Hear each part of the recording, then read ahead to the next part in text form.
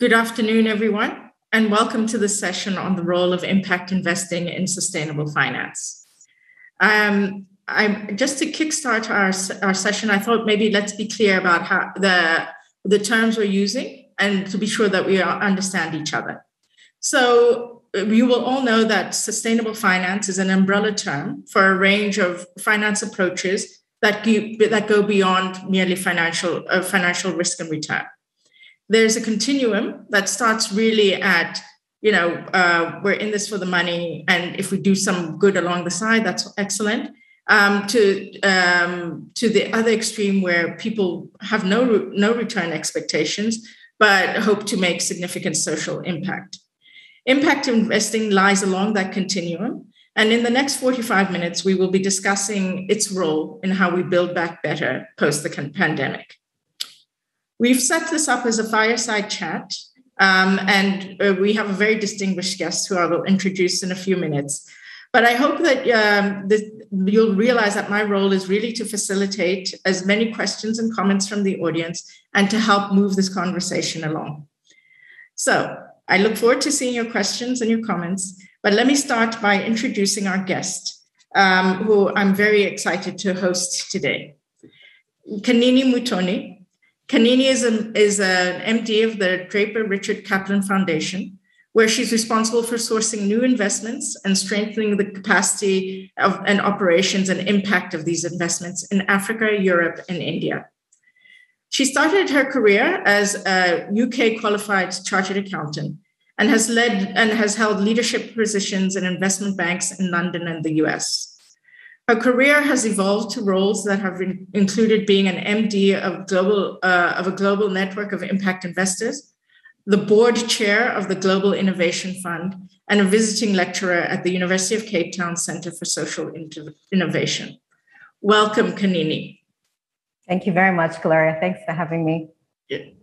We're really looking forward to hearing from you today. So please, can I kickstart by asking you to tell us a bit about your personal journey, which, like the development of sustainable investing, has itself grown from traditional finance to impact investing. Just how you moved along the continuum, as it were.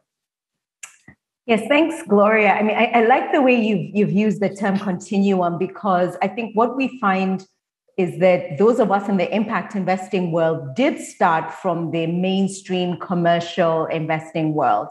And I do have to say that to gain an appreciation of what it means to invest for good, you do have to appreciate what it means to invest for bad. And I'll explain that. So I started my career, as you've just said, in investment banking. I spent years in private wealth management, in fund management. And the approach to investing there it's two-dimensional, Gloria. So I say it's more around risk and return. So when you're deploying capital, you just have to look at two factors for a client or for any kind of portfolio investment. It's what is my risk? How do I mitigate the risk? And what is my return? Is it 0? Is it 10? Is it 15? Is it 50? But when you look at impact investing, it changes the dynamic because you now have a third dimension, which is impact. So what I say impact investing in is three-dimensional investing. So what does that really mean in practice? I had the opportunity to be at the forefront of the financial crisis that we had in 2008. And I really was able to see what happens when an institution deploys capital without thinking about the social and the environmental and the governance impact. That's why we had that crisis. We all were out to make, super returns, and none of us, and I'll be really blunt, none of us were deploying capital with a mindset that we needed to do good at the same time. So Gloria, that's where my journey started, being able to see what happened to capital markets when we used two-dimensional investing rather than three-dimensional investing. And my journey really started as an entrepreneur. So after I left the sort of mainstream banking sector, I ran my own startup for a few years and then subsequently exited that and then started my transition to really understanding how can capital be deployed not just for return, but also to generate some kind of financial impact, to have some kind of social impact. So I'm still on that journey, Gloria. I don't think anybody would say that, you impact investing is a destination. I think it's a muscle that you have to build over time. And I've been in this space for at least, I would say, the last 10 years. And my focus has been around supporting impact funds. So being an advisor to impact funds that are raising capital, that are looking for impact-oriented pipeline. As you said, early stage investing, but with social enterprises. I spend a lot of my life and my day doing that.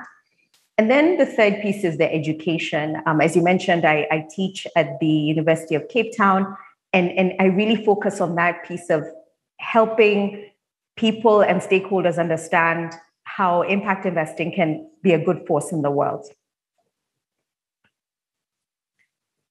Thank you very much. I want to follow up on a point you made earlier. And I don't know if this is exactly the term you use, but you were talking about how impact investing is not bad investing. It's not investing so that there are no returns. And I wonder if you could just talk about that more. What is it then that we're really looking to achieve if it isn't the financial returns? How do we measure that impact?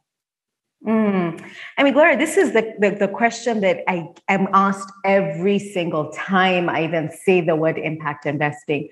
And I would start off by saying, if you deploy capital and you don't expect any return, you just expect social and environmental benefit, that's philanthropy. And there's nothing wrong with philanthropy. Philanthropy has a place in the world. It has a place specifically in places where, humanitarian support is required.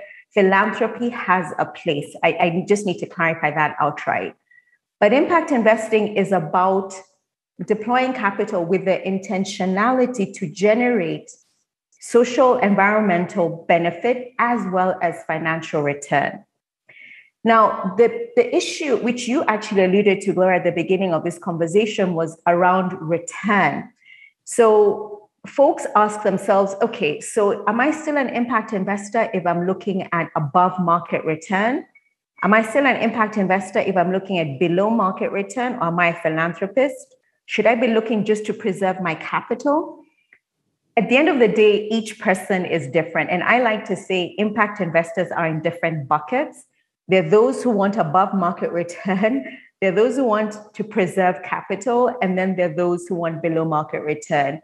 And I'm not going to sort of judge in terms of those buckets. We all are individuals. We all are institutions with our own value set. The important thing is that the intentionality is there around generating financial and social impact. What your return is at the end of the day has to be something that you are comfortable with and that matches your values. I think that's the first thing to really make clear. And then the second thing, Gloria, is there is a framework that I use when people ask me, is this an impact investment or is that not an impact investment? There was once somebody said to me, when I deploy capital in Africa, all of it is impact investing, isn't it? And I said, no, just because you're deploying capital in an emerging market doesn't mean that becomes an impact investment. There is the framework that I use, Gloria, is called the ABC framework. And it's from the Impact Management Project, which I'm sure some of our audience members have seen. And what the ABC framework does is that it takes you step by step through a deal, through a transaction, and helps you understand, does this fit the parameters of an impact investment? And I'll just go through it real quick because I just think this is super important. So there's A, B, and C. That's why it's called the ABC framework. The first step when you look at a deal or transaction is to ask yourself, am I avoiding harm? So that's the A. And that's where you see most of the ESG screens, Gloria, that we have out there that screen out for arms, for fossil fuels, for slavery, for, gender inequity. That's simply a screen. And it's not a bad thing. But that's your first step towards analyzing if something is an impact investment or not. Avoiding harm, the A. And then B is a second one, which is this investment or capital deployment going to be a benefit for the stakeholders?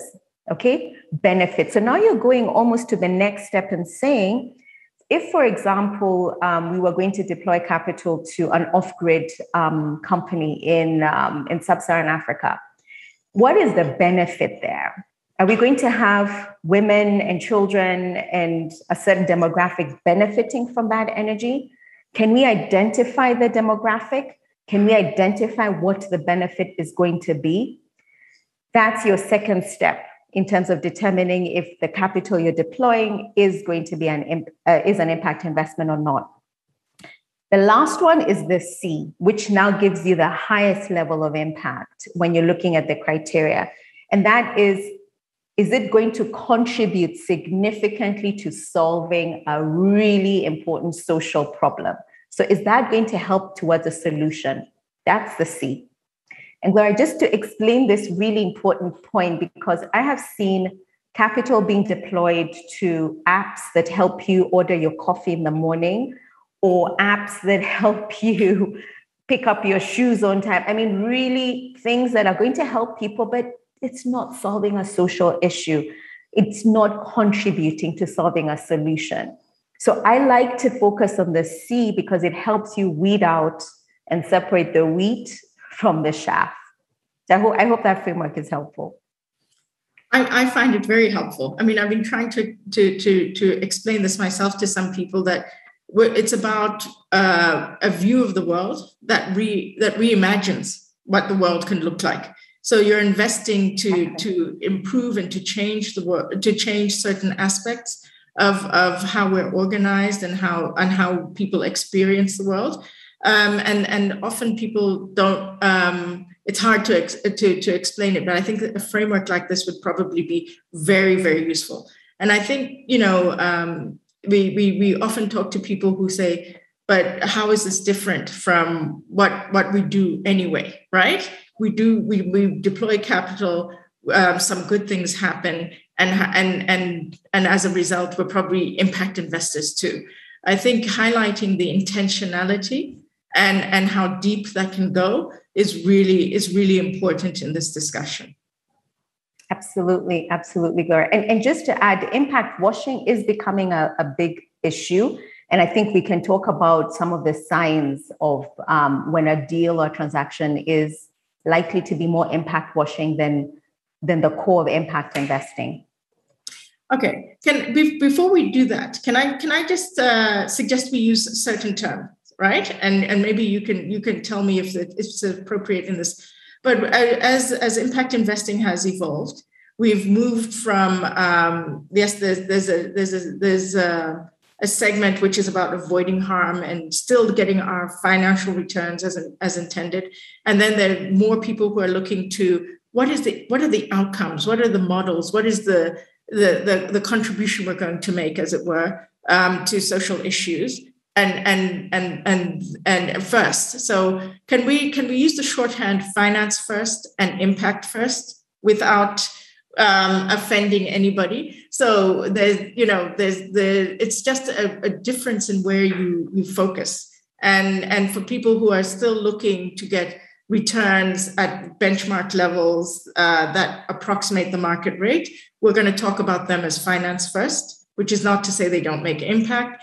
But we're talking probably more towards the impact first kind of framework. Talking about greenwashing, which is really important, and I think we had a discussion even this morning in the conference around greenwashing as well.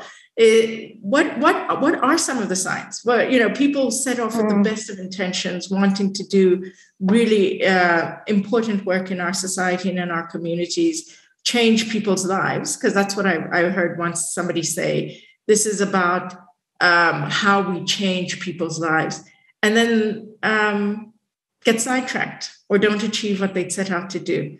What do they need to be looking out for as they consider investments? Yeah, I mean, great question. And I'm going to look at this as from a very personal level and from the funds that I represent. I think the first thing, Gloria, is patience. Okay. And I like to say that impact investing means investing with patient capital. And patient capital, my definition in this context is we need to be aware as investors that we cannot expect to make a high impact investment and exit in the same period that a mainstream for-profit orientated commercial investor would exit. So for example, if you're investing in the SME sector, are you pressuring your company to produce 50 to 100% year-on-year growth within a 3 to 4 year period with your investment? And do you still call yourself an impact investor? I don't think so. So for me, patient capital means a longer holding period for investments, as well as, and I know people might throw something at me at the screen, but as well as accepting a lower return at the beginning of the investment, but with a view that you will still generate social impact and the financial return over a longer period of time will then start to come in. That's the whole premise of the off-grid energy sector. Anybody who's invested in this sector knows that all the companies that we're involved in are creating massive impact, providing access to energy for schools, for women, for agriculture communities, but may not necessarily be generating fantastic returns right now. But we all know that our capital, we need to stay for a longer period before we see those returns. So as an SME, the first sign is, are you being pushed for financial return in the same holding period as you'd find in a venture capital situation? That's really important. And then the second thing I like to say is, how is impact measurement being approached? Is impact embedded in how capital is being deployed, or is impact an afterthought? And Gloria, it's so interesting when you look at a deck of either an impact fund or an SME that's raising money. And when you talk to these people, you can immediately tell how important impact is. Is it really part of the framework and the business model of what is being done? Or is it just a shiny slide that comes at the end of the presentation to make us impact investors happy? Over time, you start to see what is real integration with impact, what is real embedding impact into a business model, and what becomes just an afterthought and completely external to what the organization is doing. So there's lots of ways to measure impact. Gloria, you don't have time to go into that, but I would just say as a fund, look at the IFC principles. If you are an SME, look at IRIS. I mean, GIN, which is a global impact investing network, has really supported a fantastic way of generating metrics depending on the sector that you're in. Make sure that those metrics are part and parcel and embedded into the work that you're doing. I would highlight those for now. Super. And you're hitting on points that I think are really important. Particularly the one around impact measurement, right? Many of the people I talk to say, okay, well, once we've done this, we see A, B, C, D. But the question is that what you set out to do? Is that what the purpose of this money was, right? And even if we generally are happy that lives have been improved, was it in the way we wanted them to be improved? That is the question. And I think just going back to what personally excites me about impact investing is the promise of change, right? Mm-hmm. The promise that we can do better than we are doing now. We can make fundamental changes to what we're doing now, and the replication and scalability of that will transform so many people's lives. Absolutely. And just to jump in very quickly, sorry, this has to be mentioned when it comes to measuring impact. You talked about transformational change. And this is the thing as impact investors, as the sector becomes more mature, we're focusing on deploying capital for systemic change. And when I say systemic change, what I'm saying is we need to start going beyond just counting how many people have been reached, how many jobs have been created, and really asking ourselves, is this capital going to help change a sector?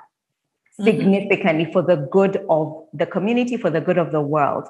We really need to start thinking, and that's really very transformational thinking and needs a lot more depth than just saying, I'm going to create 100,000 jobs when I deploy this 1 million. I just wanted to mention that very quickly.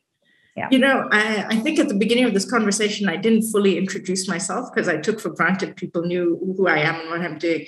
But I think this is an opportunity also for me to talk about, you know, even in institutions like TDB, we've had some thinking around that. We're well established as a DFI, as a lender to many organizations and entities in providing a range of products that help them grow their businesses, that have impact on communities around them, that often are make some change, and that's what we look for. We look for a developmental impact. We look for more jobs created, revenues earned for the government, foreign exchange, all of that. That's really important. But about a year ago, we launched an initiative that we're calling the Trade and Development Fund, to focus really on what can we do, what can we innovate, what can we begin to think about to create greater economic inclusion, and to start from the premise, right? Mm-hmm. That that the choices in investments that we make that can affect our outcomes and our goals.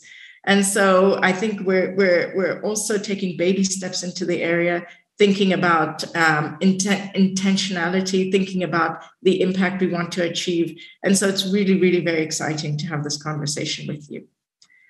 Can I ask a follow-on question, as it were? We've talked about what we don't want to see. Could you perhaps maybe walk us through an example of what a good or a case study in impact investing that we might want to learn from might be? Yes, so Gloria, there are lots of examples, but what I would like to share is maybe an example with a trend. So as the sector matures, what we're starting to see now is big money coming into impact investing, institutional money that's coming into impact investing. And I think the excitement for me is that once you start to see institutional capital coming in, then what we'll start to see is a mainstreaming of impact investing. When I say mainstreaming, what I'm saying is that, Gloria, when our children's children are investing, they shouldn't be even using the term impact investing. You know, investing in the future will be all about financial return and social and environmental impact. That's basically where the world should be going. That's how my children's children should be investing. So just that point, we're getting that huge institutional capital that's coming in. And an example I'd like to share there is a few months ago, we had the biggest impact investing deal that our sector has ever seen. And this was Temasek, which is Singapore's sovereign wealth fund, investing into Leapfrog. And Leapfrog is one of the first impact funds focused on emerging markets. They have a couple of billions, probably about 7 billion under management now. And the exciting thing about this deal was that when I saw the announcement from Temasek, which is a sovereign wealth fund, so it's government money, they put in 500 million into Leapfrog. There's actually a head of impact investing at Temasek. And I was shocked. I said, wow, governments now have heads of impact investing. And the spokesperson said, for us as Temasek, this is the first step towards deploying our capital for good and ensuring that we support transformational change where it really matters. And for me, I thought, wow, we're really getting there. If you have government money going into the private sector to really expand this movement. So some people ask, okay, why is this an impact transaction? And I said, okay, take a step back and look at what Leapfrog has done. Leapfrog only invests in solving very significant social problems. Remember, I mentioned earlier that putting money into an app that makes your coffee in the morning is not a social problem. Leapfrog invests in healthcare, financial inclusion, and really sectors that we're all grappling with as emerging markets. So what that will do, Gloria, is that it will help deploy further capital down the pipe to SMEs, to early to growth stage companies around emerging markets that will help solve these problems. So I've used a sort of big example to show how you can create impact at a lower level, but I think that's how we need to think. You've talked about transformation, and really when we start talking about the size of these kinds of transactions, this is where we should be going as a sector. You know, a question has popped up on the screen, right? And I think you and I are so excited about where impact investing can go. But I think it's a very good question because one of our participants has asked, what about where you may see a negative impact, right? Failed projects, fraud, and when is there a negative impact to impact investing? And how would one be able to avoid those? Great question, Namusiko. And there have been. I mean, I think Gloria and I are just on this sort of, we're singing from the same hymn sheet. But of course, there's been failed projects. Of course, there's been capital deployed where companies have failed. And I just want to take you back to the framework that I shared at the beginning of this discussion. The A was avoid harm.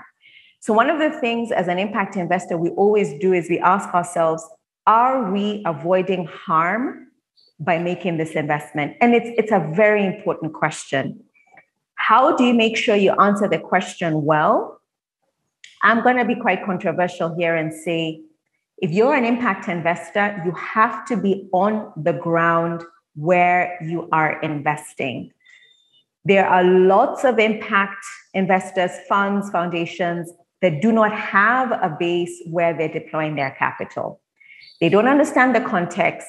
They're not proximate to the problem, and they have no idea if the capital they're deploying is really going to solve the problem.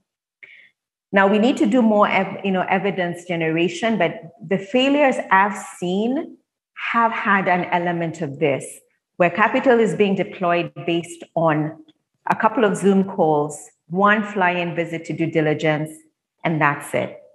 We can't invest like that as impact investors. And I just have to add, this is one of the reasons why as DRK, Draper Richards Kaplan, we have an office here in Nairobi that manages our portfolio for the continent of Africa. Super important to be where you're solving the problem. I think the other thing just to mention as well in terms of why things have failed is it goes back a little bit to being on the ground, but it also is about talking to the people that you're going to invest in, the community, the beneficiaries, to really understand if you're solving the problem in the right way.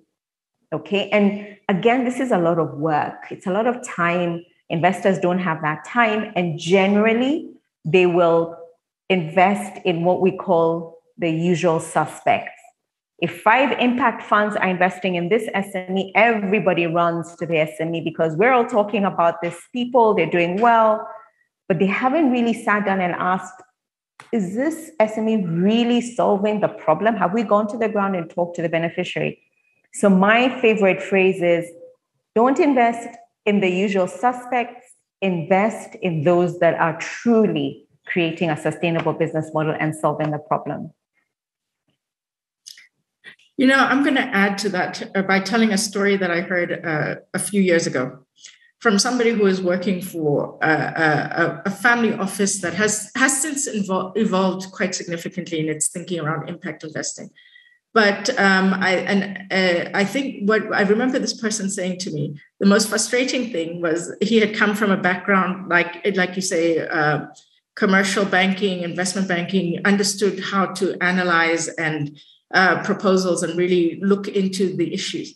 And he said, but the owners of the capital, because it was a family office, would be sitting next to someone on a plane and think, oh, that's a great idea. That sounds like something that would be really important and useful. And I'm going to call my office and tell them to put some money into it. So there wasn't the rigor and the diligence, certainly going back 5-6 years, into the investment aspect of making an impact. And I like to think that as we've moved on, we've tended to be a bit, what's the word now?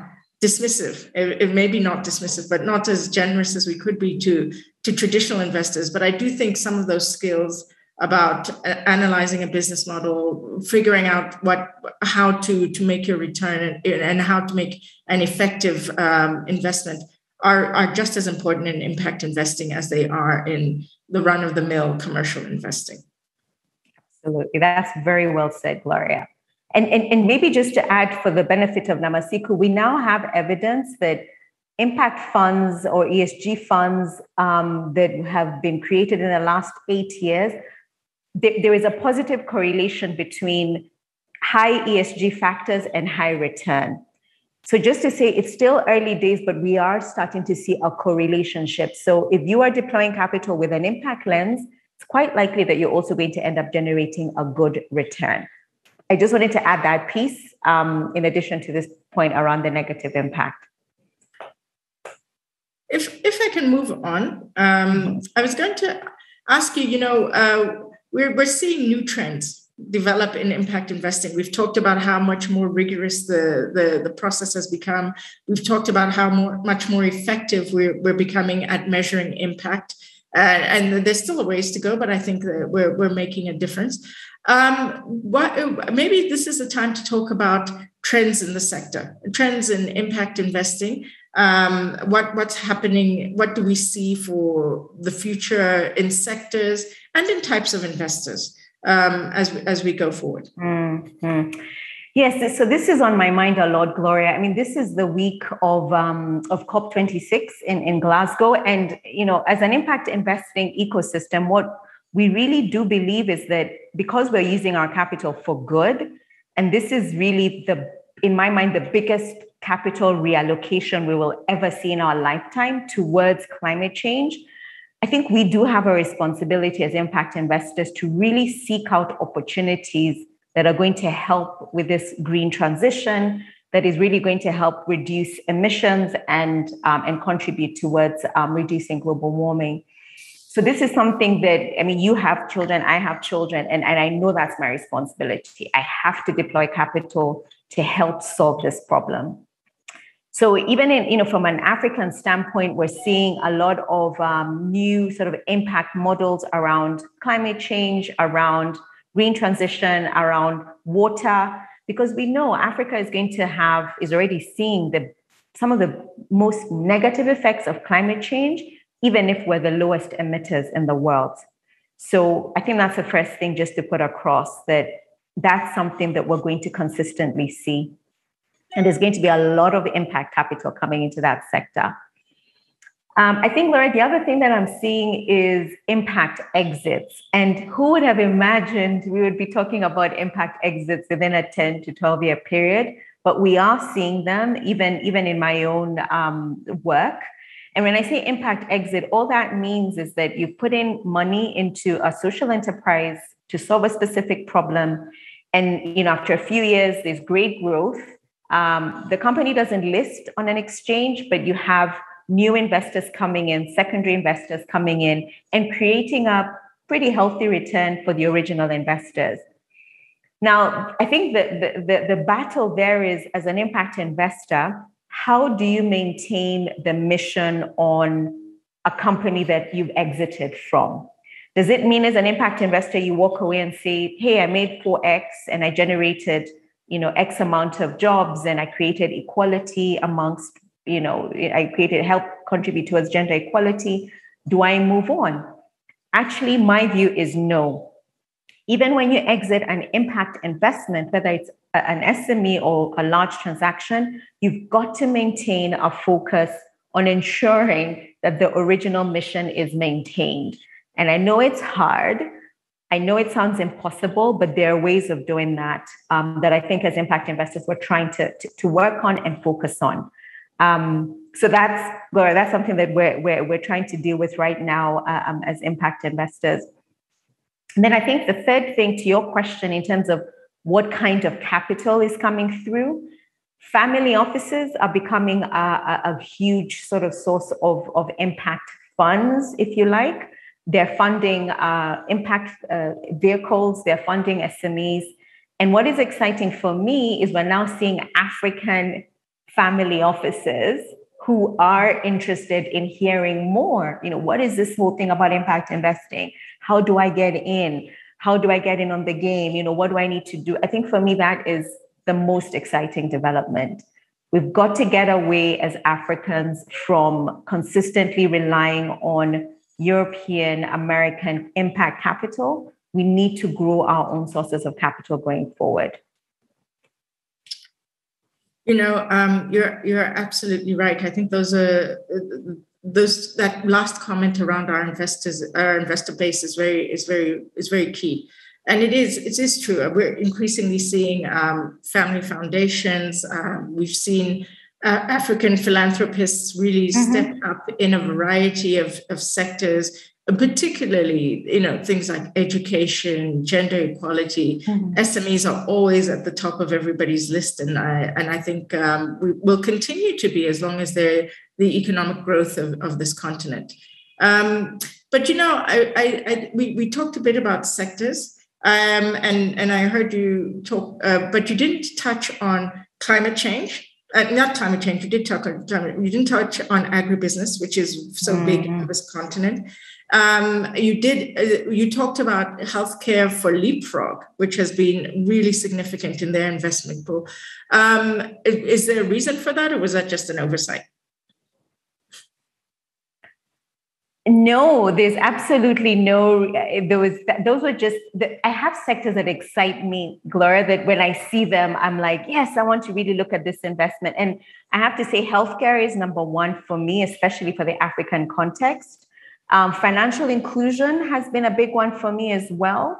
But I think the thing with fintech and financial inclusion is there's a lot of commercial capital, VC money that's coming in. That may be good in a way, but Gloria, my problem here right now is in places like Nigeria, we're seeing our first unicorns, $1 billion valuation companies in Africa that are 7 years old, which is super exciting in terms of the wealth that they will create. But I think my sense is that I'm an investor in what I call frugal innovation. So frugal meaning, low cost, solving a very specific problem, and it's not about being a $1 billion company in 7 years. So that's why with fintech, I'm sort of taking a small step back to just see what problems are left to solve, but it's still an important sector. Food and agriculture, 100% agree with you, Gloria. And I think as investors with an impact lens, we have to be careful and also take the opportunities that are coming through. We have the African Free Trade Continental Agreement that's been largely ratified, that will see the free movement of people and goods. I think that's going to be so exciting for, food and agriculture and for SMEs in that sector and for impact capital that could make a really big impact. But I still am grappling with the problem of the smallholder farmer and how to really build that capacity and build that base and really help contribute to the food problem that we have on the continent. We've made investments in this sector, but I still haven't seen the right model just yet that will scale and really help solve the problem. So that still remains on my mind. I think, and just to mention, tech is a big thing right now on the continent. And I just want to clarify that as an impact investor, tech should just be enabling the solving of a problem. Tech is not the be all end all. And the more you see ideas coming through, the more you realize that people are setting up tech businesses because they think that's where the capital is going to come to.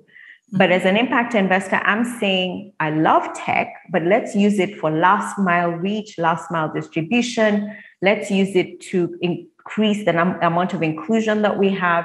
Let's use it to scale, but let's not use it as the be all end all of our business model. So, yeah. Okay. So delivering coffee using an app is not what we're about.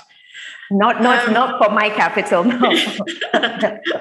Okay, we have another question, but before we get to Lucy, I just want to ask a question around the investors. right? This is a space in which family offices, high net worth individuals are leading, right? And probably because they don't have the rules, the bureaucracy around investment decisions that come with being a certain type of institution. When you think about commercial banks, DFIs, other such institutions, well, how can they become party to this trend, to this growing movement? Wow. That's a hard question, Gloria, because we're, especially on the continent, we're still seeing, it's still early, but if you allow me to use some of the experiences that I've seen in the European boardroom, is I really do believe we need to start at the board. And I've said this to you before, and this is one of the few things that I feel need to start at the top and then trickle down. Because if the board doesn't have an impact strategy that feeds into the main strategy of the organization, you are never going to go very far, okay? So what I would say is, now when we're working on our overall strategy as an organization, as a DFI, as a multinational, there needs to be an impact/sustainability strategy that feeds directly into it. And what that means, Gloria, is things like compensation, things like incentives need to be tied to that impact/sustainability agenda. So if my bonus is going to be determined, if I'm working for a DFI, I need to be incentivized to deploy capital with an impact lens. And there are some funds that are doing this well. They have profit share that is orientated to the amount of capital that's been deployed to what is defined as an impact investment. So that means I'm incentivized as an investment director to deploy my capital in that way. So I think that's where I would say is a starting point. Have it at board level attached to your overall strategy and incentivize the management to deploy capital in that way. Quickly, the second thing would be, I've said this to you before, an impact advisory board, always useful, with people who come from outside the organization who will help give a new insight into the main board. Super important. And then lastly, metrics, KPIs. They need to be aligned in terms of what's been decided at the overall strategy level. I know we're running out of time. No, but thank you. Really, really insightful. I'm going to turn to a question from Lucy Musal. As a government, what material ESG issues do we look at to achieve impact investing projects? Yeah, I mean, this is a huge one. And probably, Gloria, you probably have more experience in this area because TDB is representing governments. I mean, what I would immediately say is always use the Ifc principles, which really cover everything around ESG, because it always makes sense to use a framework that's already been accepted, that is globally applicable, and that can be defended and justified. So if you took the Ifc principles and just basically mapped them to what is being done in the investment, in the impact investing project, you would largely get to where you need to get to when you're deploying your capital as a government. But I think maybe just to say, I mean, I haven't seen many governments doing this unless money is coming from a DFI like the IFC. So I think there's been a lack of integration depending on where they're getting the money for these projects. So I think that's just something to keep in mind. You know, I was just going to comment on that. I think we touched on the importance of impact measurement, but we still have a way to go as impact investors in standardizing and coming to a common view. Because as you know, you may all be investing in the same SME, which is not a good idea in impact investing. But you know, people having to report to different standards all the time must be really frustrating.